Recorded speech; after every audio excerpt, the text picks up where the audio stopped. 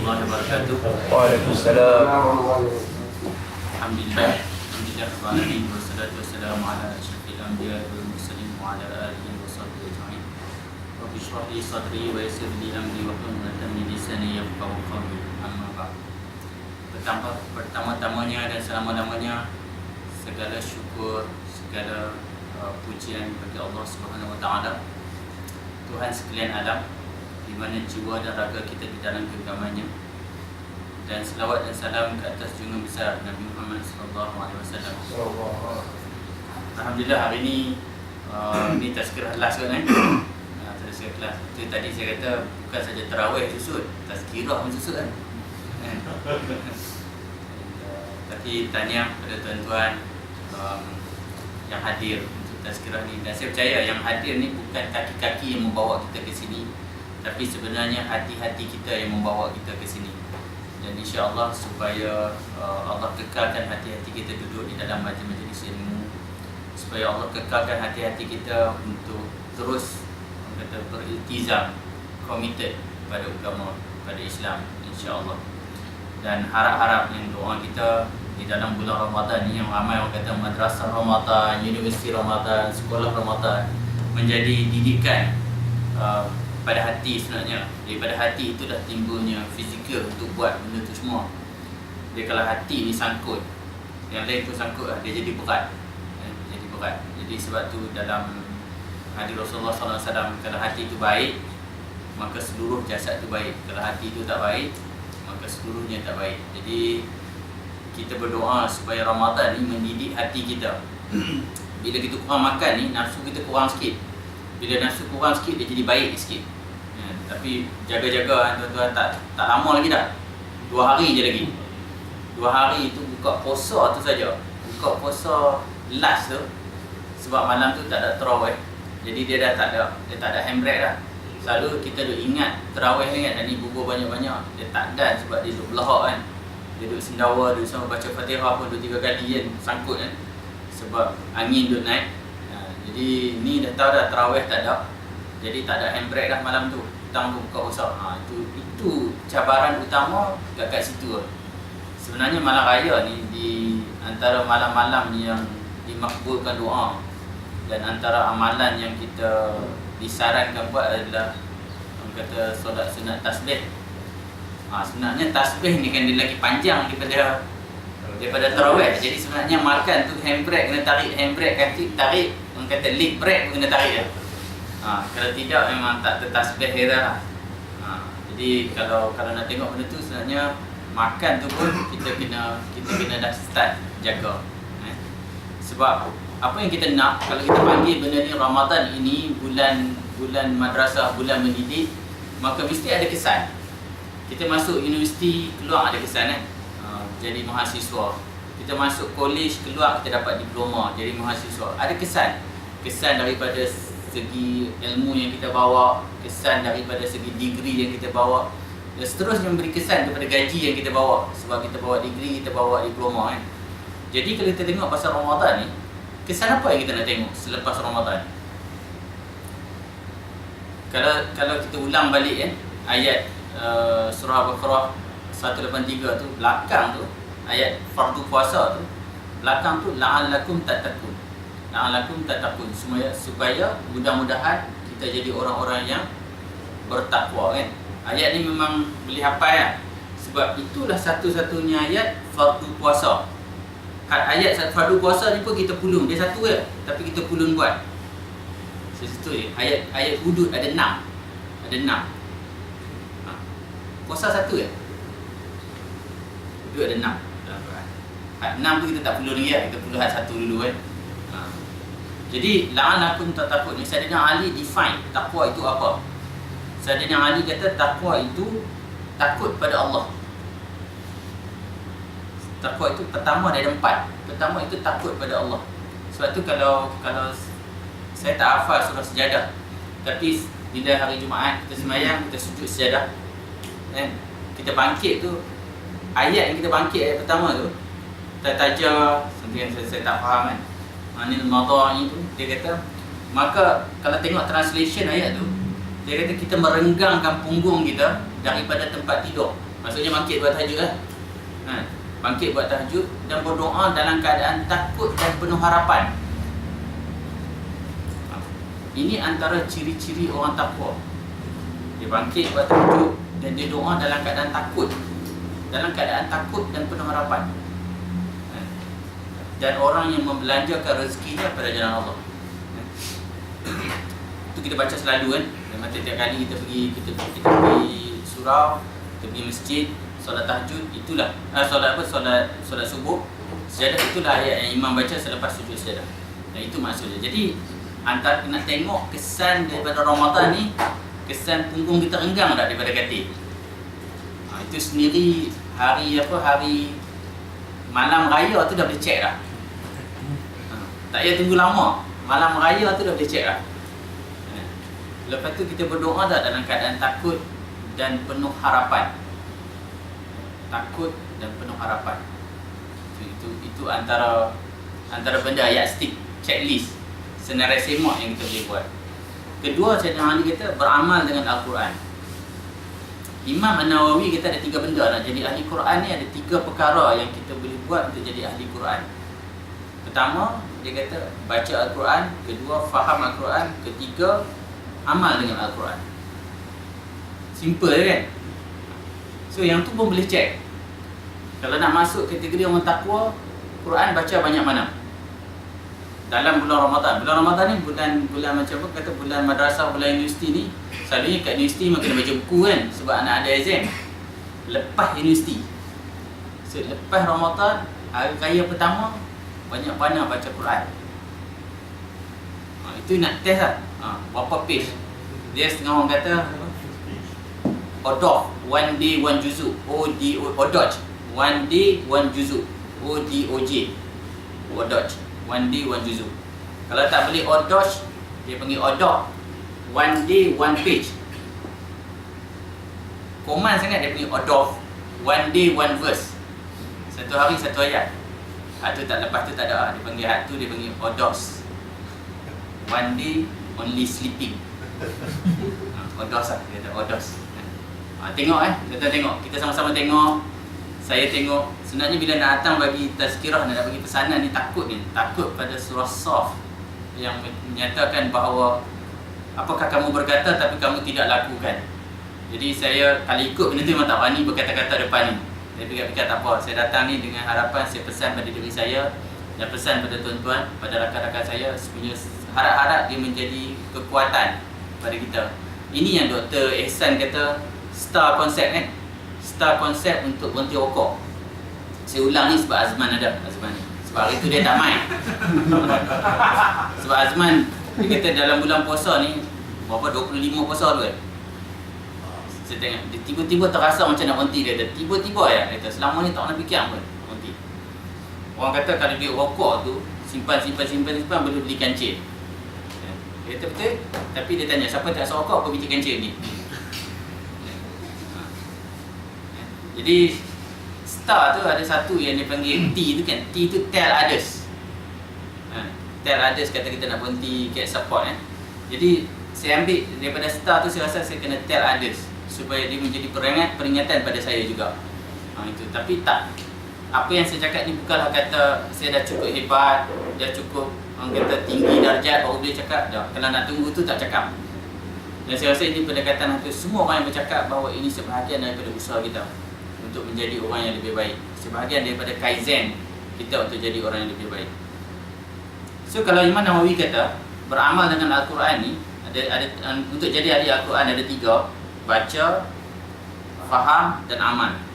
Jadi kalau kita nak pecah, saya bagi formula 5T. 5T Sekali saya tambah yang ke-6. Yang formula betul 5T Pertama dia kata tilawah, baca Quran. Kedua, tafhamu, faham apa yang kita baca. Jadi nak faham ni, baca tu saya tak kira dah ikut formula mana. Formula yang orang dulu saya belajar, adik A, bawah B, depan bu, kan, babi bu, ataupun yang jenis katok-katok kan pun ada. Lepas tu jenis qiraati yang terus batang ya pun ada. Konsep metodologi apa pun tak apa. asal baca. So tilawah baca. Tilawah ni kena ada disiplin baca. Bila baca selalu, bukan bacaan tu jadi senang, tapi sebenarnya kompetensi, kebolehan kita jadi lebih tinggi, jadi mudah baca. Memang ada orang hantar WhatsApp kan, kata sekolah budak-budak yang pergi tahfiz. Dia pergi tahfiz, dia masuk balik, masuk tingkatan 3 je. Dia tahfiz daripada kecil, masuk tingkatan 3, terus dapat 11A, 12A, 8A. Orang heran kan, kenapa? Jadi orang buat kajian, orang kata sebab Quran dibaca ada satu daripada kanan ke kiri, jadi otak kita lebih sharp. Keduanya, dia kata baca Quran ni kan kita kena tengok ayat depan. Kalau tidak sangkut lah. Kalau tak tengok ayat depan memang sangkut. Jadi dia kata mind kita ni memang duk tengok ayat depan, mind kita jadi lebih sharp. Dan satu lagi dia kata ayat Quran tu, makhraj huruf Al-Quran tu kan susah kan. Ada yang ada hamasnya, ada yang huruf dot yang letak dekat belakangnya, ada huruf ta yang kena keluar angin dia, macam-macam lah. Jadi kebolehan lidah kita berfungsi tu, dia di generate motor otak kita. Jadi kita jadi lebih cerdik. Pada saya boleh ambil beriman dengan tu, tapi jangan sampai baca Quran sebab nak jadi cerdik kan. Jadi sini baca Quran sebab ini kata manual kita kan, manual hidup kita kena ada manual. Pertama tilawah, kedua faham. Tafhamun ni nak mudahkan banyak Quran yang perkata ni. Saya sarankan mesti ada sekurang-kurangnya satu naskah Quran perkata di rumah. Jadi boleh tengok sebiji sambil baca, boleh tengok sebiji. Cahaya besar macam saya kena cahaya besar, hak halus tak boleh nampak. So kena ada sekurang-kurangnya sebiji. Satu Quran perkata dan satu lagi invest dalam tafsir. Tak kisahlah tafsir apa, Ibnu Katsir ke, tafsir pimpinan Ar-Rahman Hamka ke. Ada orang kata tafsir Hamka ni lebih baik sebab dia bagi contoh-contoh masyarakat di sini, lebih mudah. Ataupun satu lagi tafsir Zila ke, fi Zilal Quran. Tafsir Zila ni dia bahasa Melayu betul. Yang tafsir tu yang tulis tu bekas Mufti Kelantan betul. Jadi dia pakai bahasa Melayu betul. Kalau pimpinan Ar-Rahman masih lagi kata bahasa Indon sikit, tapi bahasa Indon Jakarta. Bukan hak nu yang Rini buat mai tu, tak faham apa depa cakap kan. Rini seorang je yang pergi Lombok boleh faham kan, orang lain tak faham. Lepas tu dua T kan. T ketiga atau huruf ta yang ketiga dipanggil tafakkur. Jumpa satu ayat fikir. Fikir atas ayat Quran. Banyak dalam Al-Quran kata tidakkah kamu lihat, kata bagaimana kejayaan itu Ustaz Ikram cerita, bagaimana kejayaan unta, langit yang tinggi dinaikkan tak ada tiang, bumi yang terbentang luas. Ayat ni adalah tanda. Ayat-ayat Allah adalah tanda-tanda. Jadi situ kita tafakur, kita tengok, kita fikir. Kemudian tadabbur. Tadabbur ni menghayati, mendekatkan diri dengan Al-Quran, dengan ayat Al-Quran, dan sekali ta'malu, beramal. Jadi mati. Yang keenam GST. Jadi muat. Sebenarnya 6 tu actually bahasa Melayu. Tengok Quran dapat pahala. Tengok Quran dapat pahala. 3 benda yang kita tengok dapat pahala. Raya tahun ni dengan GST. Raya. Tanya Mak Maslan, dia kata boleh beraya tanpa GST. Nasi goreng tanpa GST, raya tanpa GST. Tanya, mesti dia boleh jawab ya. Jadi tengok ni 3 benda dalam ni yang kita boleh tengok dapat pahala. Tengok Quran dapat pahala. Tak larat baca, sela, pegang, tengok dapat pahala. Nombor 2, Kaabah. Tengok Kaabah dapat pahala. Kaabah ni realiti dia kan, arkitektur dia bukannya ada apa pun. Empat segi dia pun kalau pergi sukat, dia bukan dimension dia betul. Dia sengit lah. Dia sengit. So kalau kata nak tengok, nak appreciate arkitektur kan, tak ada apa nak appreciate. Dia kotak hitam, orang keliling, tu ya. Tapi orang boleh duduk lama. Orang boleh duduk tengok tak rasa jemu. Ini antara, tak tahulah mujizat ke apa, antara benda yang kita boleh tengok tak jemu Kaabah. So tuan-tuan siapa yang dah pergi, siapa yang berazam untuk pergi, dah sampai sana tu tu atas tangga tu. Saya tak tahu lah tangga depa nak bubuh dah, saya tak tahu macam mana lah, saya tak pergi 2 tahun dah. macam mana. Tapi boleh cari pot yang nampak, tengok tak jemu. Satu lagi, tengok bini. Tengok mak.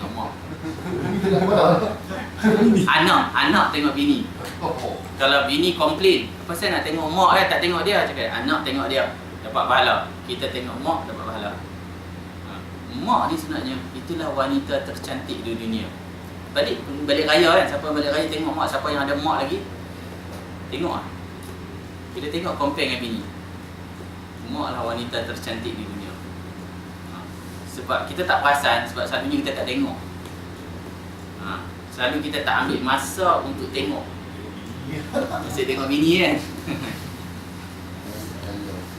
Jadi itu 3 benda yang tengok dapat pahala. Jadi tengok Quran, tengok Kaabah, tengok mak. So kalau wife komplain, mana acik saya tengok mak kan? Abang kat anak tengok mak. Itu turn anak tengok mak kan. Kita tengok mak kita, setahu mak kita masih ada kan. Siapa yang masih ada mak kan? Beruntung orang yang masih ada mak ni. Siapa masih ada mak, masih ada ayah, raya-raya ni seronok kan. Dan saya pernah naik teksi daripada KLIA. Bila saya naik teksi ni, saya ada tanya, saya sembang kan. Hari tu budak yang buat teksi tu budak final year, ambil fizik, engineering engineering fizik UPM. Tapi part time dia bawa airport 5 kat KL. Saya sembang dengan dia. Satu soalan saya tanya dia, bila last peluk mak? Dia kata tak pernah pun, dia kata. Pelik nak peluk, dia kata. Pelik nak peluk kan. Saya kata dia, kalau hari ni balik peluk mak macam mana? Dia kata mak pengsan mak, dia kata. Sebab dia kata mak dia mungkin ada balik semua tak nak peluk, dia kata. Kalau balik peluk mak mesti pengsan. Jadi tuan-tuan kita mungkin tak lalui benda ni sebab kita biasa dia peluk tiap kali jumpa, kita peluk mak kita semua. Siapa yang tak pernah peluk mak sekarang ni, raya ni balik peluk, saya garanti mak tak pengsan. Ayah pengsan. Ayah pengsan.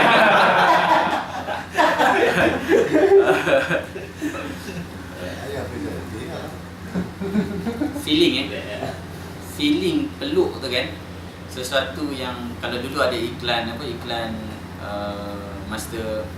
Mastercard kan, dia panggil priceless. Whole in one, priceless. Sesuatu yang tidak boleh dinilai kan. Itulah perasaan bila peluk mak. Peluk ni peluk sesungguh, bukan peluk tu lah. Peluk yang ada rasa kasih sayang. Peluk betul-betul rasa kasih sayang. Dia punya feeling lain. Peluk bini okey tak? Tapi feeling yang mak ni lain. Ya. Balik ni dekat ni saya cerita sebab boleh praktik. Sebab ada mak peluk kan. Peluk dia rasa lain. Dan kalau selalu peluk mak, balik saja kita jumpa mak nampak kita, mak mesti bangkit. Sebab dia tahu anak dia nak peluk, mesti bangkit. Kalau tidak mak duduk kan, kita mak atas sofa gitu kan, dia suar tangan lah, kita cium tangan. Selalunya kita cium tangan. Tapi kalau kita dah ada habit setiap kali jumpa mak, bukan raya je peluk, kita balik je, kita bagi salam kat muka pintu, mak bangkit lah. Bukan dia tahu anak dia nak peluk dia. Balik ni dia petang ni balik boleh peluk. Siapa yang duduk dengan mak kan? Aizat duduk dengan mak kan? Mak dia kesian lah. Tak raya lagi Aizat kata.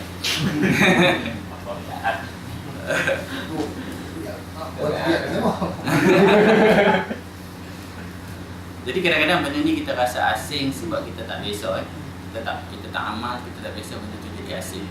Jadi bila dah benda baik ni kita start buat, dan insya-Allah benda tu akan rasa kasih sayang tu, rasa ukhuwah tu baik. Even dengan adik-beradik, kalau dulu raya salam raya peluk cium tangan ni kan.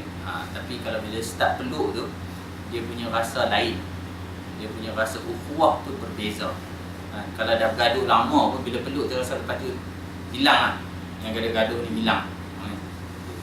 Bila cakap pasal salam ni saya nak sentuh lah. Antara benda bila cakap kita didik pasal hati. Raya ni jaga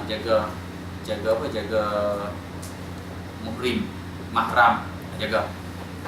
Sebab kadang-kadang ada pendapat kata mahram sementara, tak ada Dia sama ada, dia Islam ni jelas kan. Hadis Nabi kata yang haram itu jelas, yang halal itu jelas. Dia tak ada yang kabur ni boleh kot sekali ya. Ayah tahu sekali boleh kot. Dia tak ada. Dia kot tak ada. Dia yang mana jelas-jelas, yang mana haram jelas, yang mana halal jelas. Kalau tak sure tu sekarang banyak dah orang buat infografik lah. Siapa boleh salam, siapa tak boleh salam. Dan anak-anak kena didik Anak siapa ada anak perempuan dan lelaki tu kena start didik Saya datang daripada family yang agak rapat. Jadi untuk impose benda ni agak sukar dulu kan. Hari raya yang saya start impose benda ni lama dah kan. Mak saya kecil hati saya. Sebab apa? Sebab saya tak bagi isteri saya salam dengan abang ipar saya. Dan saya tak bagi anak saya, anak perempuan saya dah akhir balik salam dengan abang ipar. Mak saya kecil hati je. Sebab mak kata ni dia kahwin muka hang, mesti boleh jadi sementara, tak ada masalah apa semua kan. Dan saya duduk dalam keluarga yang mana abang ipar ni hafal Quran apa semualah kan. Tapi budaya tu, sebab tu semalam apa ni Pak Azman kata antara budaya dan agama kan.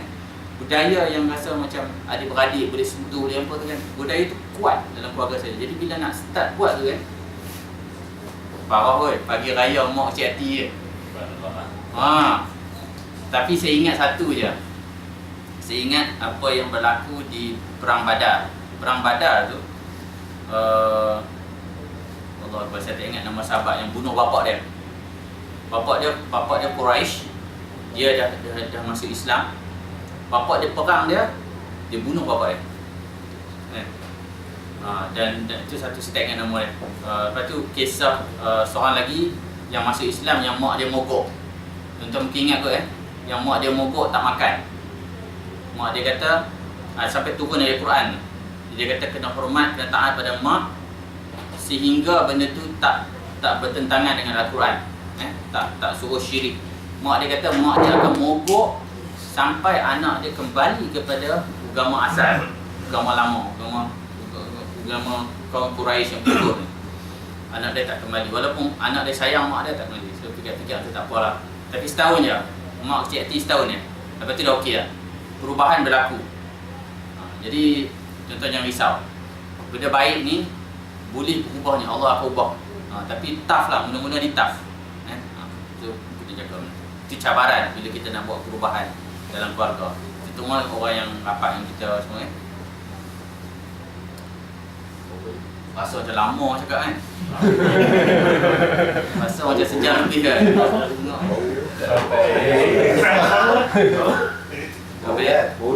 Baru 2 minit lah. Saya sudah rasa.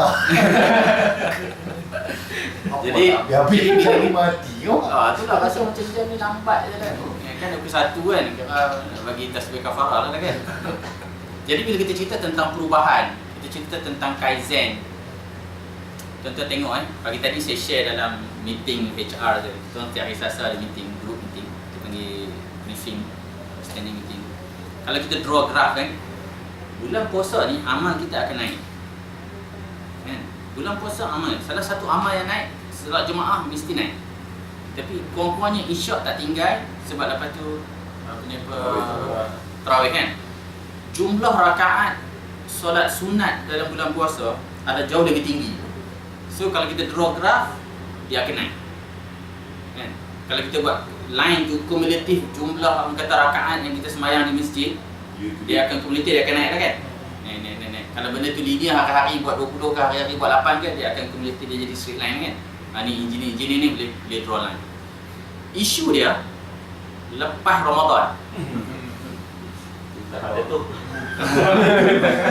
Kalau dia jatuh pada tahap yang lama, okey tak? Dia jatuh bawah. Itu masalah dia kita kan. Jadi sebenarnya kalau cakap pasal perubahan ni, hadis Nabi katakan Rasulullah SAW suka benda sikit tetapi konsisten, sikit tetapi istiqamah. Jadi apa kita boleh buat? Graf kita naik, kita try istiqamah, maintain dia. Try maintain. So ganti solat sunat apa yang kita boleh ganti jumlah 11 rakaat. Nantilah semalam siapa ni Fuad kata boleh buat tahajud kan. Tahajud dengan witir 11 rakaat. So kalau boleh maintain, so jumlah tu maintain lah. Maintain kan. Bulan puasa ni Macam-macam sedekah orang datang kan. Kat surau ni bila kata every week ada orang datang minta Ustaz Tafiz ni dah daripada Komboja, surau saya daripada Komboja, mai daripada Thailand, mai daripada Thailand, mai 2 Komboja, itu lah. Daripada Aman Palestin. Bila semalam kami ada meeting hari Ahad ada meeting PJK, jadi kita calculate jumlah sumbangan yang masyarakat bagi dalam semua program Ihya Ramadan di surau.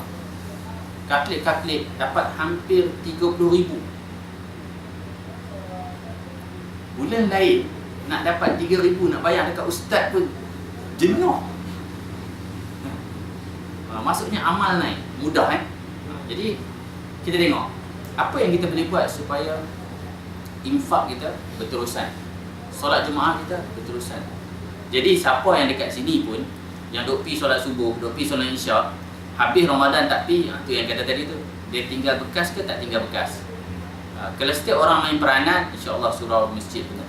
Ya, setiap orang main peranan, surau masjid penuh. Jadi bila cerita pasal continuous improvement tu lah. Jadi Ramadan ni boleh jadi macam apa yang Salman duk buat tu, dia panggil apa? Kaizen Bliss. Kaizen Bliss ni ramai-ramai yang tengok apa improvement. So dalam Ramadan ni kita ramai-ramai kita improve diri kita. Lepas Ramadan tu kena maintain. Lepas tu mai Ramadan lagi dia akan naik. Lepas tu kita maintain. Mai Ramadan satu lagi naik, kita maintain. Kalau kita buat benda ni daripada awal, kita start puasa apa?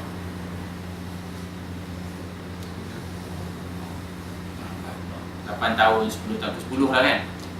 Macam saya 37 tahun dah puasa. Kalau betul-betul buat itu gerah-gerah lepas A4 paper tu terlepas kan. Mesti.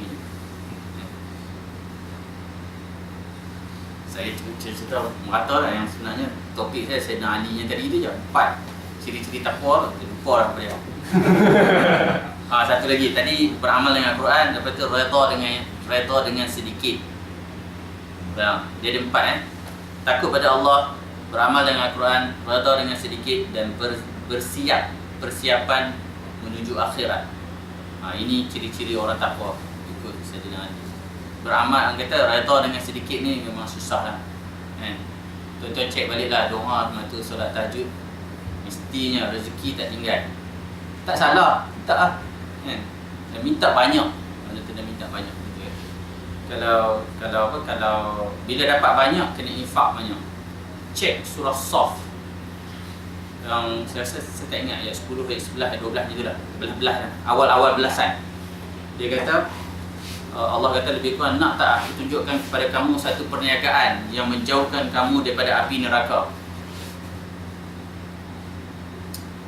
Beriman pada Allah dan Rasulnya, kemudian berjihad dengan harta benda sebelum diri. So kena ada rezeki untuk jihad harta benda. Sayyidina Abu Bakar perang Tabuk, Rasulullah tanya dia, apa yang tinggal pada kamu Sayyidina Abu Bakar? Allah dan Rasulnya. Habis dia bagi. Saya yakin waktu kita buat aman Palestin tu, duit yang tuan-tuan bubuh dalam envelope tu, dalam envelope itu kita buat apa tu, yang tung tripod ni kan, banding dengan duit dalam wallet kan, mesti dia dalam wallet lebih banyak daripada duit yang bubuh dalam tu. Saya pun macam tu, dia dalam wallet saya lebih banyak daripada duit yang saya bubuh dalam kotak tu. Bukanlah nak minta kita semua jadi macam Sayyidina Abu Bakar, tapi itulah kalau nak tengok benchmark. Lepas tu kita tengok kita kat mana. Tengok kita kat mana. Sebab kita cerita ni, kita cerita pasal takwa, kita nak cerita pasal bekas Ramadan yang memberi bekas. So lepas ni tengok mudah tak mudah kita nak infak. Infak ni tuan-tuan, dia tak miskin. Saya garanti tak miskin. Garanti sebenarnya tak miskin. Saya garanti, Allah garanti tak miskin. Tapi pengalaman kan, cuba tengok banyak mana dah bagi, rasa kurang tak? Selalunya tak rasa kurang. Saya waktu saya form 5, saya pergi mengaji akidah dekat seorang ustaz ni lah, ustaz tua. Saya tanya dia, macam mana nak jadi orang yang pemurah? Dia kata, kena cari duit banyak, lepas tu sedekah. Saya tanya ke dia, ustaz sedekah macam mana? Dia kata tahun 1930 tu dia jual satu tanah, dia kata nilai dia RM10,000. di Kuala Kangsar. Sekarang tu jalan tu kalau disimpan tu million kot tanah dia, sebab jalan dia tu memang highway daripada highway north, orang kata north south ni pergi ke Pekan Kuala Kangsar. Rumah dia tepi jalan. Dia kata dia jual tanah tu dan semua duit dia jual tu dia sedekah. Saya tanya dia, pada saya waktu tu saya form 5 form 5 1985 ni jual. Pasal banyak kan, 1930, 1940 tu lagi banyak 10,000. Dia kata lepas bagi banyak, takat bagi RM100 tak rasa apa. Lepas bagi banyak, nak bagi yang 100, 1,000, RM50 ni tak rasa apa dah. Bagi banyak sekali. Jadi duit Azman nak buat open house, kena buat betul-betul ya. Bagi lepas ni nak buat open house tak ada rasa apa dah. Dia kena panggil ramai kan. Kibat rekod. saya tak jemput jangan mai. Kalau dia tak jemput jangan mai. Sebab kita rezeki jemput.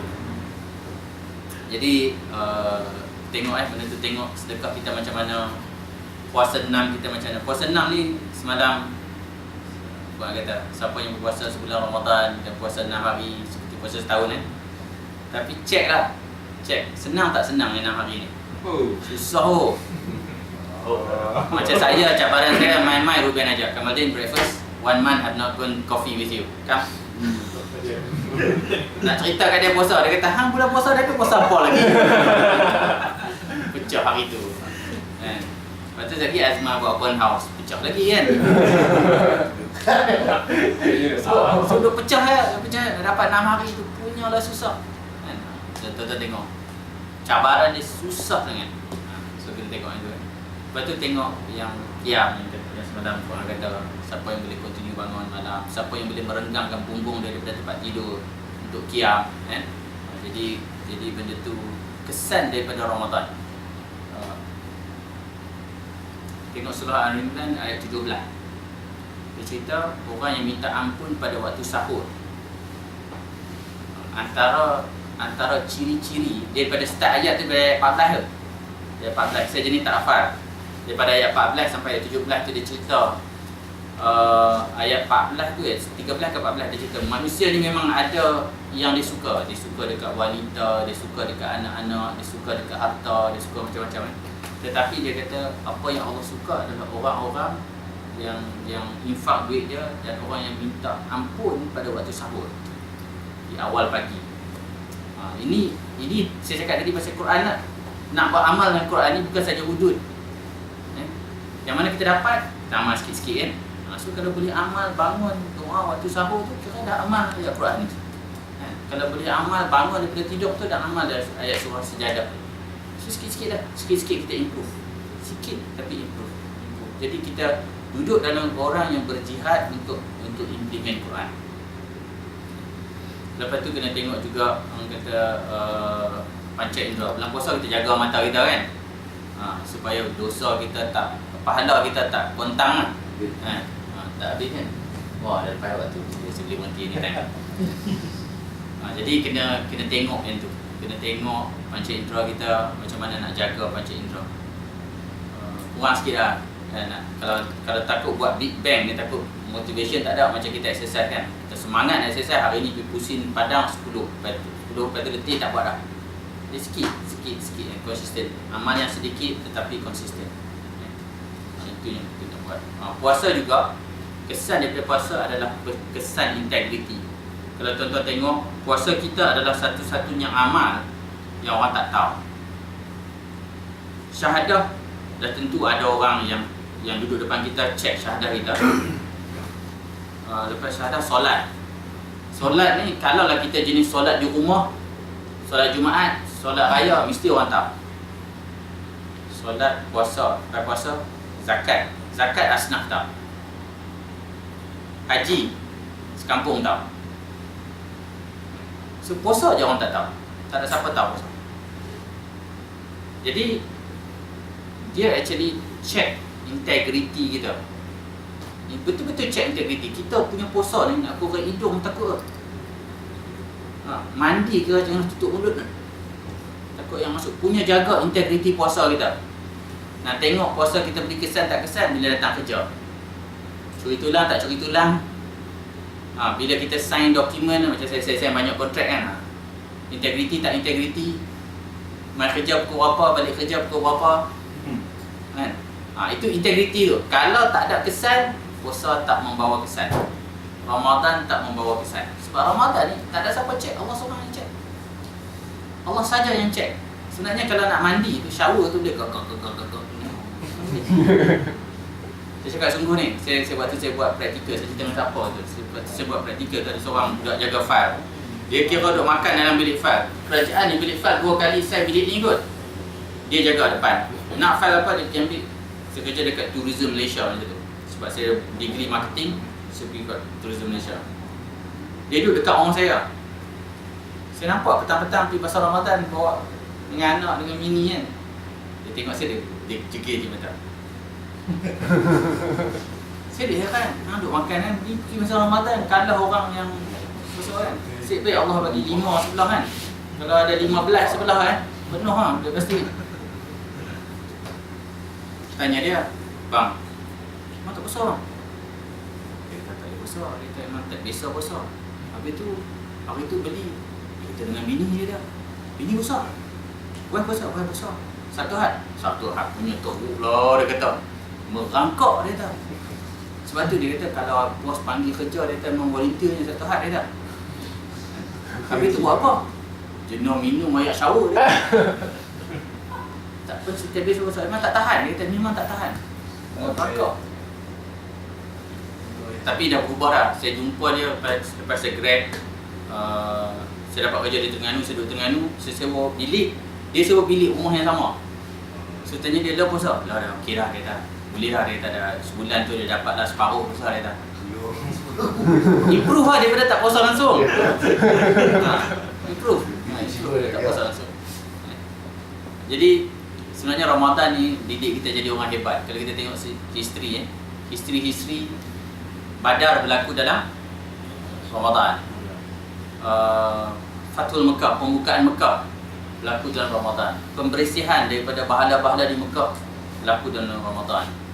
Salahuddin Al-Ayyubi, perang salib bulan Ramadan. Last kali Israel kalah bulan Ramadan. Kita lawyat, nasib baik tak menang. Bulan Ramadan. Ramadan saya kata macam tu kan.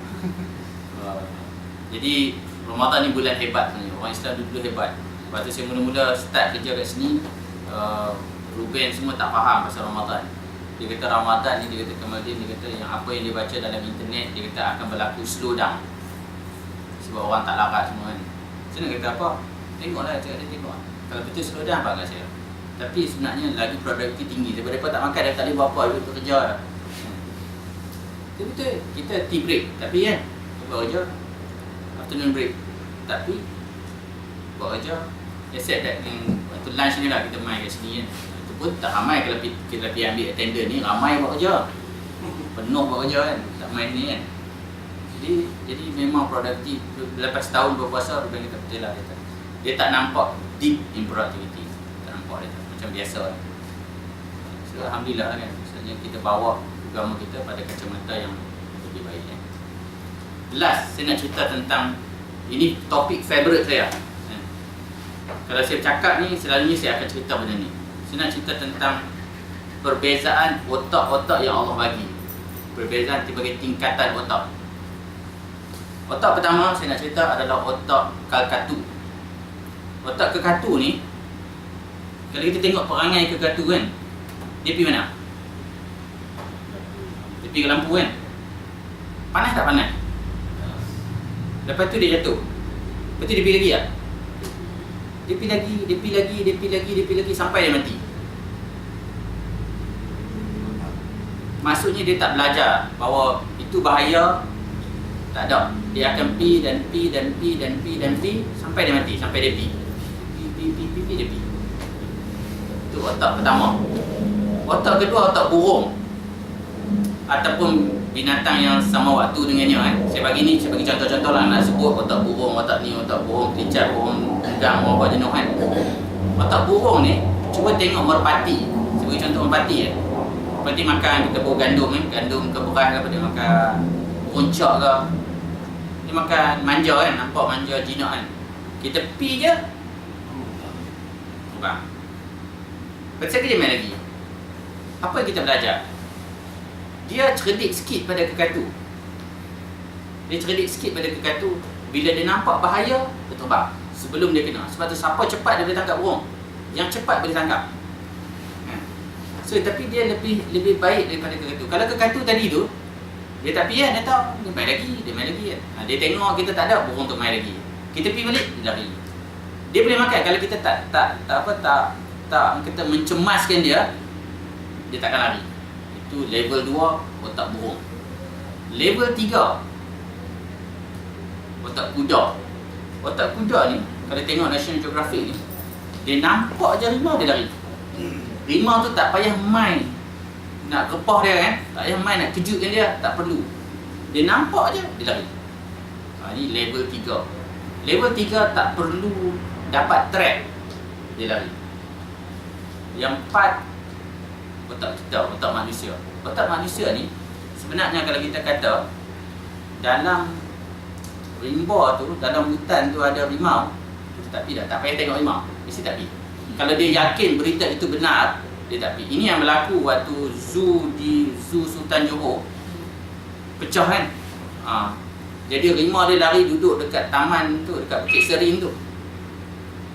Taman. Jadi orang tak pergi Bukit Serin tu dah.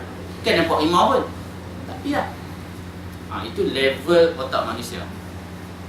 Moral of the story, kalau tahu rokok tu haram, rokok tu, ni saya cerita pasal Azman. Kalau saya cakap staff saya, sebab saya tahu staff saya isap rokok, jadi dia tak bawa. Saya biasa dengan staff saya. Yang lain saya tak tahu siapa isap rokok tu. Kalau dah tahu rokok tu tak boleh, rokok tu bahaya kesihatan, dia berisap kat, dia level mana? Untuk part tu je lah, kan. Part lain dia okey, part tu je. Jadi tuan-tuan kita tengok kita tahu Allah sediakan neraka, syurga, berita baik, berita buruk kan. Kalau kita tahu dah buat benda ni memang masuk neraka, tapi kita duk buat juga. Level kita, level otak terkatu lah kita. Neraka nampak tak? Syurga nampak? Tak nampak. Orang yang faham dengan tak nampak, itu dah level otak manusia, dan dia buat kebaikan sebab dia mendambakan syurga. Dia tak nampak syurga. Itu dah level otak manusia yang Allah jadikan. Jadi kita sama-sama muhasabah Bukanlah kita ni once kita jadi kekatu, semua katu dah. Dan jalan raya kita tahu bawa elok-elok, pedor-pedor, orang Islam kata ontok-ontok kan. Jadi kita faham, tapi ada benda yang kita tak faham. Jadi sama-sama kita muhasabah diri supaya benda tu kita ada sedikit peningkatan daripada tahun lepas. Gunakan Ramadan ni, kalau orang kata tahun baru, hijrah, new year, buat azam sebenarnya kita boleh guna Ramadan. Sebab Ramadan ni bulan pendidikan. Habis jam 3 kita azam untuk tingkatkan diri kita. Bulan Ramadan besok kita terus naik, tingkatkan jadi baseline. Ramadan ni kita jadi baseline, itu kita continue. Mohon maaf jika ada sebarang Al-Quran saya tak quote betul-betul, hadis saya tak quote betul. Itu salah satu daripada improvement yang saya cakapkan diri saya. Kalau boleh satu hari saya boleh start hafal Quran, quote benda ni betul-betul, jadi dapat. Saya boleh bagilah surah apa, ayat apa tu lebih kurang saya dapat. Jadi harap-harap ada sedikit ilmu yang boleh buat bekal untuk kita tingkatkan diri kita. Dan jika ada ampun, maaf, silap, saya mohon ampun dan maaf. Dan saya doa supaya amalan kita di bulan Ramadan ini, amalan saya, amalan tuan-tuan, antum semua diterima oleh Allah dalam bulan Ramadan ini, insyaAllah. Berhati-hati di jalan raya. Terima kasih. Assalamualaikum warahmatullahi wabarakatuh. Sudah dengan tasbih kafarah.